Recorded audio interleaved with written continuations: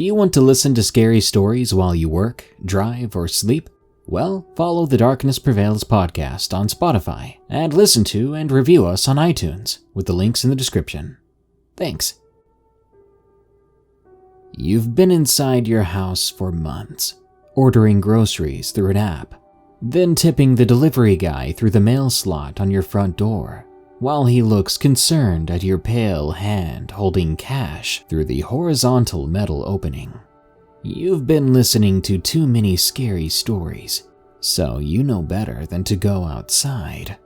'Cause outside, there might be werewolves, there might be ghosts and aliens, and there might even be other people. But the summer breeze smells too nice, and the sun shining through the windows is too tempting. Maybe you could step outside for a bit, into the great outdoors. Or maybe not. These are allegedly true and terrifying outdoors stories. If you have a scary story of your own, I'd love to possibly narrate it. Just send it to me at darkstories.org. I'm looking for creepy customer encounters and rest stop stories. Now, let's begin.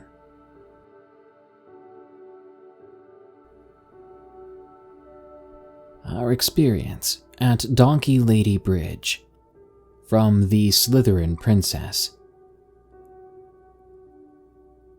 I grew up in San Antonio. Growing up, we always heard stories about the Alamo, the Minger Hotel, the haunted train tracks, and Donkey Lady Bridge.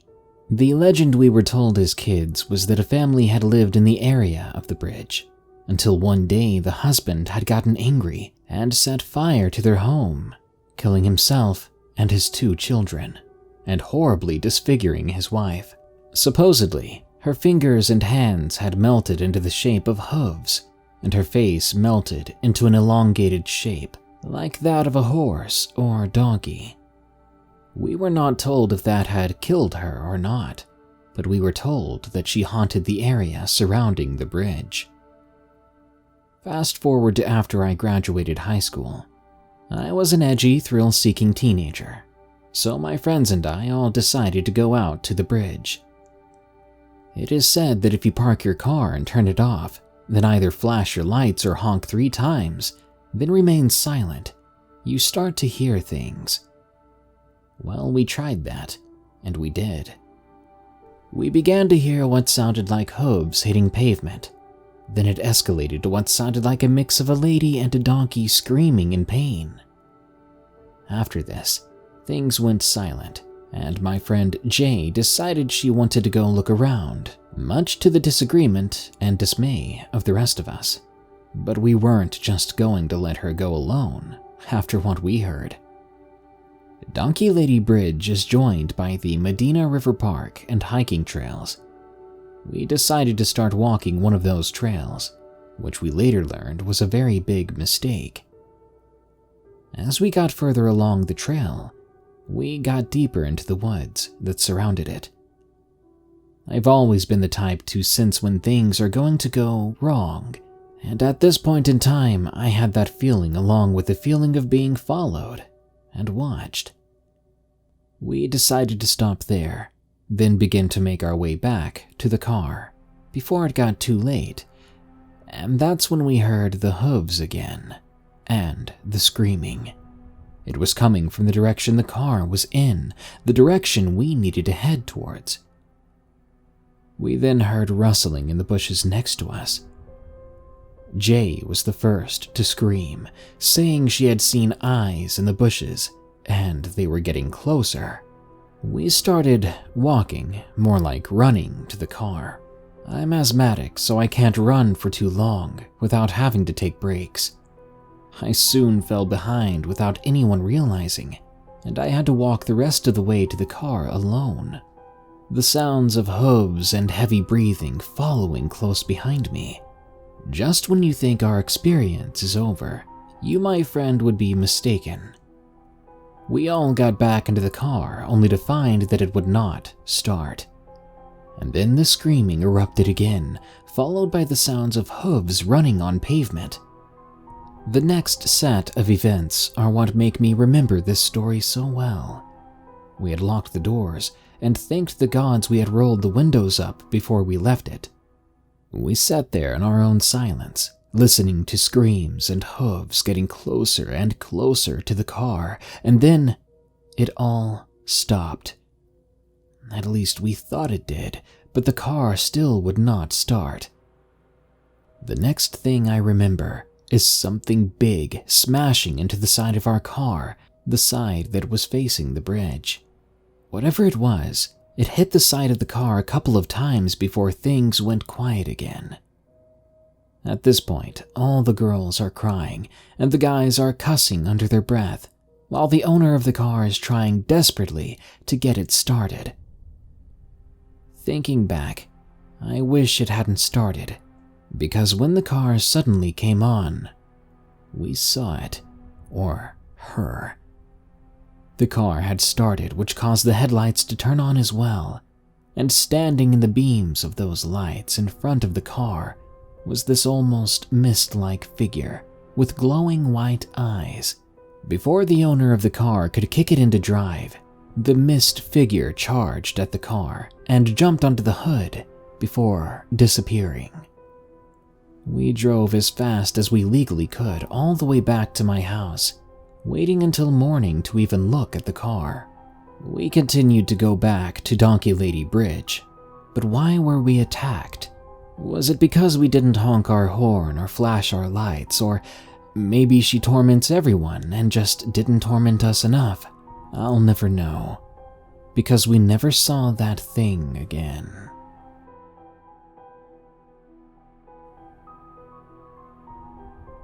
The Shadow of Stearns Park, from Hiram.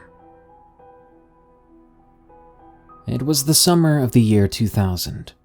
My family moved into a rural area that was just starting to sprout developments. We lived among a few horse farms and ranches that bordered a brand new gated community.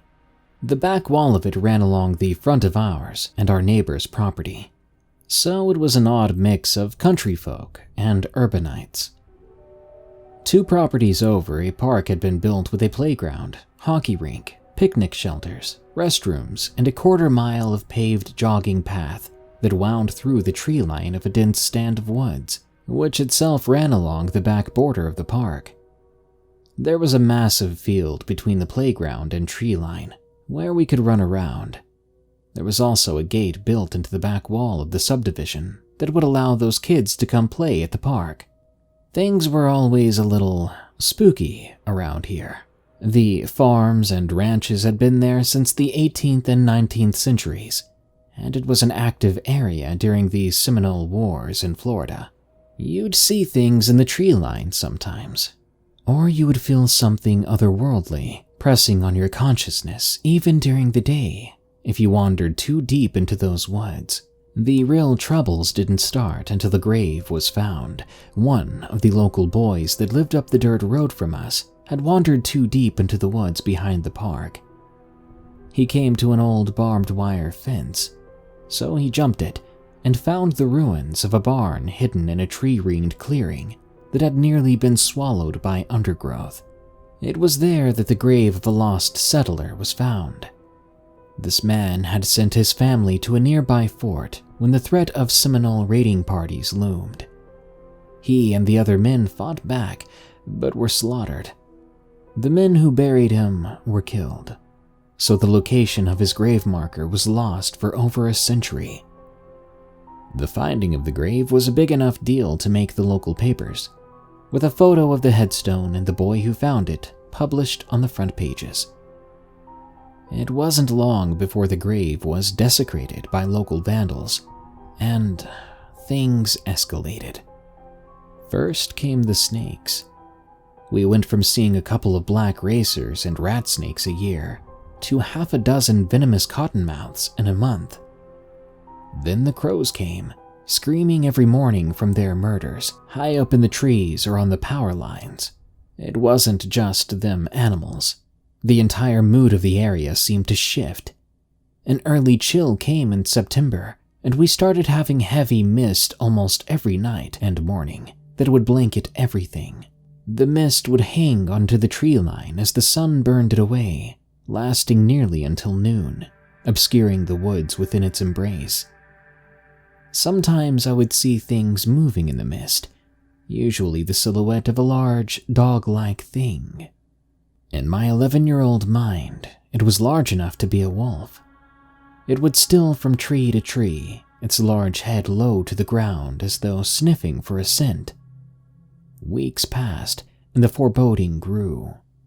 It got to a point where kids stopped playing at the park altogether. My cousins and their family lived with us at the time. We had a double-wide trailer being placed on the back of our acreage for them, and they were living in the main house until it was done being hooked up to power, water, and septic. One night, the eldest cousin, who shared a room with my older brother, got fed up with my brother staying up late to play his new PS1, so he decided to go to sleep in the trailer. They were pretty much moved in, but there was still no power or water hooked up. He gathered his pillows and blankets and made the trip through the darkness to the back of the acre. He was startled by a black cat that darted from under one of our sheds and ran across his path. He was spooked, but decided to keep going. He made it to the trailer and locked it behind him, then made his way to what would be his shared room. He climbed into the top bunk and settled in. A few minutes later, he heard slow and heavy footsteps heading towards his room at the end of the trailer. As they neared, he pulled his blanket over his head and was peeking from under it. He said he could see the top of the door of the room. It swung open, and he said he could feel something lean into the room. After a minute or two, this presence left, and he eventually fell asleep. A few weeks after that, my parents had some church friends over for a coffee and cake. 2 girls came with them, and they really wanted to go play manhunt at the park. I didn't want to go, but I was overruled by the older kids, and off we went with flashlights. I was uneasy at first, but we made the woods out of bounds, and that made me feel a bit better. We played a few rounds, and I began having a lot of fun. The moon was out full and bright. During the final round, I was hiding under a picnic table, facing the expansive field and tree line.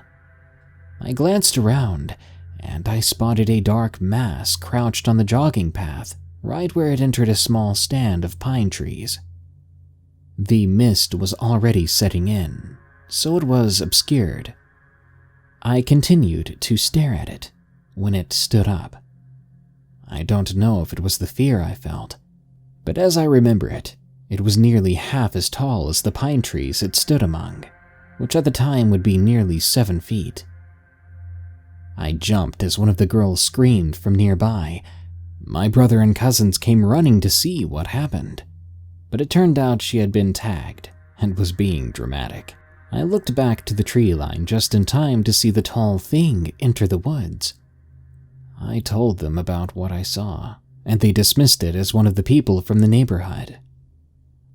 We decided to end the round and sit down in the field next to the hockey rink, which was fenced in with a tall chain-link fence to keep errant pucks or balls from injuring non-players. We sat in a semicircle with our back to the woods. My older cousin faced us and began telling ghost stories, the one I mentioned earlier in the trailer.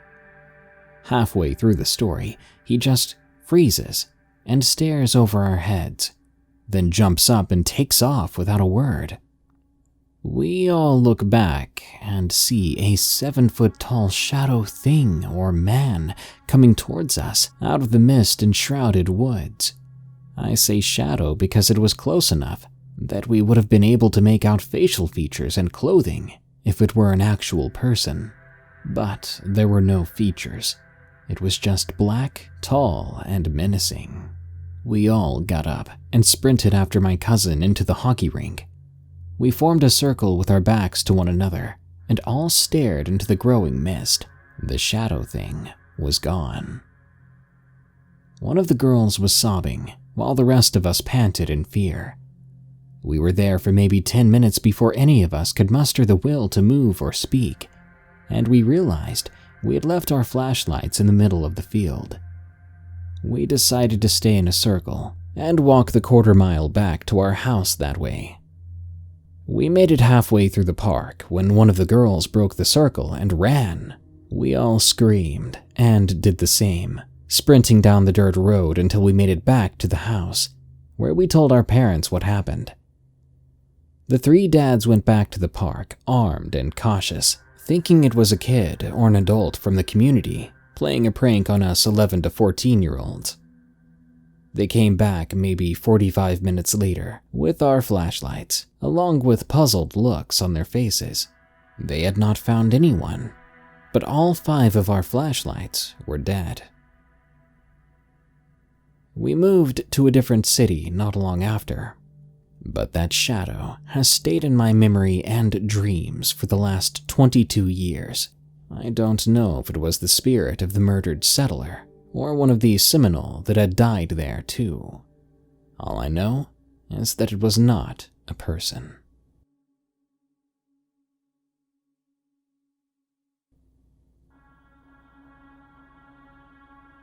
Encounters with an Unknown Creature, from LaShonda from the Catskills. My family and I were very happy to be living atop the tallest of the Catskill Mountains on 1,000 acres of nearly untouched forest. Living where we did, we understood completely that we were guests, and this land belonged fully to the wildlife that lived there. We have seen and interacted with an incredible array of animals, from the usual black bears and deer to an actual mountain lion and 2 moose. As beautiful as they all are, it's another creature altogether that is burned into our memories. It was a typical fall evening, and that time of day my brother calls blue time, a bit after sundown. It's dark but still lit enough to not need a flashlight in order to see. We were all watching television together, as we did most evenings, and like usual, our cat and dog were curled up on the rug at our feet, sleeping. Suddenly, both the cat and dog jumped up startled, but none of us had heard a thing. Then they both began behaving very strangely. The cat was hissing and puffed up, looking towards the window. My dog was also looking towards the window and pacing, whimpering, and then he flattened himself to the floor, terrified. Then he began to urinate. This was absolutely out of the norm for our dog. He weighs 120 pounds and wrestles with black bears. He was not easily frightened. My children ran to me and huddled against me, frightened themselves, but at what, we did not know. My little brother, on the precipice of manhood, wanted to grab our shotgun and go out to investigate, but of course I could not let him. I assured everyone that it was probably a coyote or fox. I put on my shoes to go take a look. I thought it was strange the way the animals were behaving, but I truly believed it was just an animal, so I wasn't afraid. I was about to find out I was half right. It was an animal, but I should have been afraid. I stepped outside and looked around. As I'd mentioned, it was still light enough out that I didn't need a flashlight. But I didn't see anything at first. I listened and heard nothing. So I decided to go to my Jeep and grab a shawl that I left in the back. Just as I stepped behind the Jeep and reached out to open it, I saw it. It had been crouched down near the front passenger side tire, and it stood up just as I got to the back of the Jeep. It was so tall. The rooftop of the Jeep was level with its diaphragm. From what I could see, it was very muscular, but thin. It had pale-colored flesh, dark hollow eyes, and a very thin slit for a mouth. It was also hairless. I always thought when people would say that they froze with fear, they were simply being descriptive. I learned that day they were being quite literal. I could not move a single bit, and my life depended on it, It felt like an eternity that I was frozen, but realistically it was probably a few seconds. It just stared at me, also unmoving. Unfortunately, it found its motor skills first, and for some reason, it had turned to walk around the front of the Jeep to come towards me. It only took 3 very graceful steps, and it was already at the front driver's side tire. It was still looking at me. It was at that second I could finally move. I spun around, and I ran as fast as I could for my front door. I remember the entire time I was running, I was waiting to feel claws shredding through the skin of my back. Thankfully, that didn't happen. When I came flying through the front door, my brother was standing there. I didn't know why at that second, but he saw me and cried out, "Oh, sissy!" And he reached out for me. When I came to, I was on the floor. I had fainted. Apparently, all the color was drained from my face when I came in, and I was violently trembling. I told my children I had just been surprised by a bear, and everything was fine. They accepted that. My brother knew me better, though, and so I had to tell him the truth, privately. We all slept in the same room for a while after that, including the gun. I have no idea what it was. All I can say is that in all of my experience with nature and animals, and I have a lot, I've never seen anything like it. We've had 2 more encounters with this creature since then. One of the times it made an appearance during a family barbecue, so it is obviously not shy, since there were 15 of us there that day. But that is a story for another time. My encounter with the Bunyip, from Jigsaw Voorhees. I haven't told this story to a lot of people, but I need to get it off my chest. I'm from Australia, and we have something from our folklore called a bunyip. My grandparents always told me not to go to the Billabong after dark because a bunyip lived there. Now, there's something you should know about me. I'm not a superstitious guy, so I never believed in them. Fast forward a few years and I'm still recovering from what happened. There was a girl I liked, named Riley, that always wanted to go to the Billabong, where the bunyip supposedly lived. I told her that I lived near it, and it was a mile from where I lived. So later that day, we went to the Billabong together to go camping. When we got there, it felt wrong. The only way I could describe it is that feeling where you know something is going to happen, but you don't know when or what it is. I have no idea how long we were there when Riley said that we should go swimming in the Billabong. Me being the stupid teenager I was, I wanted to impress her. So we changed into our bathing suits and dove in. After a few minutes of splashing around, Riley said that she felt something brush up against her leg. I told her it was probably a fish, and she was fine. But then the same thing happened again. She began to get scared. She started to swim back to shore. Then something happened that I'll never forget, not till the day I die. I saw this reddish-brown claw-like hand reach around Riley's leg, digging its nails into her. She screamed, most likely from pain and shock, as the thing pulled her underwater. I froze. I didn't know what to do, so I just swam to the spot where the creature took her. And speak of the devil, the thing popped its ugly head out of the Billabong. The only way I know to describe it is a deformed Jar Jar Binks with horns and fangs coming out of its mouth. It still had Riley in its clawed hand as it was coming towards me now. I looked for anything at all to defend myself with. I found a jagged rock lying near the bank of the Billabong. I grabbed it, and I did the only thing I could do in that situation. I lunged and stabbed it in the hand it had Riley in.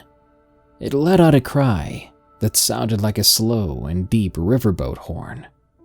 It dove under the water, then swam away. But as it did, it looked like it shot me an evil look. I dragged Riley to shore, the adrenaline still coursing through my body.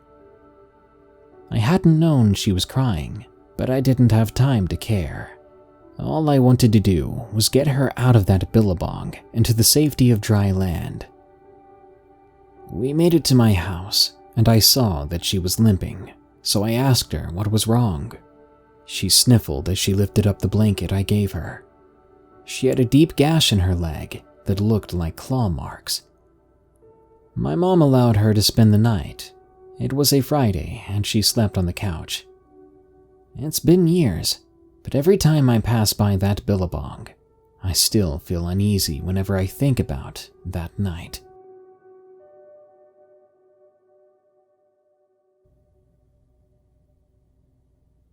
The Ghost in My Woods, from Arrow. This happened on May 1st, a day after my birthday. I was with my friends Ian and Ethan. We usually just hang out for my birthday, but I thought it'd be a fun idea to go out to the woods to mess around with some new guns I got for my birthday. All three of us headed out into the woods, making sure we had flashlights. By then it was around 7:30 p.m., so it'd be getting dark pretty soon. We brought my dog Obi with us. We soon made it to the part of my woods that we use for a makeshift shooting range. We got the guns out and began shooting down the bowling pins that were set up. Just after we emptied the first magazine, we started reloading. While doing so, I heard a faint voice saying, "Stop it." I turned to my friends and said, "Stop what?" They both looked at me like I was going crazy. I explained that I had heard a voice and told them what it said. They both had no clue what I was talking about. I pushed it out of my mind and thought it was just my head playing tricks on me. We started shooting again for about an hour as the sun began to fade, so I thought it would be a good idea to start heading back home. It would take half an hour depending on how fast the walk was. As we began walking down the path, I again heard a strange voice. This time it said, "Get out." I stopped dead in my tracks as Ian and Ethan continued for a couple of feet before noticing me and Obi were stopped in the middle of the path. Obi had his ears slanted and the hair on his back was straight up. He was in his attack position. I then knew I wasn't the only one who heard the voice. Just then, it felt as if someone shoved me. I fell over, dropping my flashlight. I then felt a hand trying to pick me up as I looked up at Ian, trying to help me up with a look of terror in his eyes. As I got back to my feet, I told them to start running as we were not alone out here. We all took off into the night. I could see the house getting bigger, closer. I knew we were almost there, when suddenly Obi started to bark at seemingly nothing. I picked him up as he wouldn't move, as if he'd rather fight or protect us than run. When I grabbed Obi, I heard something else. "Move!" It was Ethan trying to warn me. He saw that a branch was falling and was going to land on me. I ran out of the way with Obi in my arms as we finally made it back to my house. We ran in and upstairs, slamming each door shut as we went through it, locking them. I peered out of my windows, as I had two windows, one on the side and one that pointed towards those woods. I swear then, I saw a white figure disappear into the night. I regret to say, that would not be the last time I went into those woods.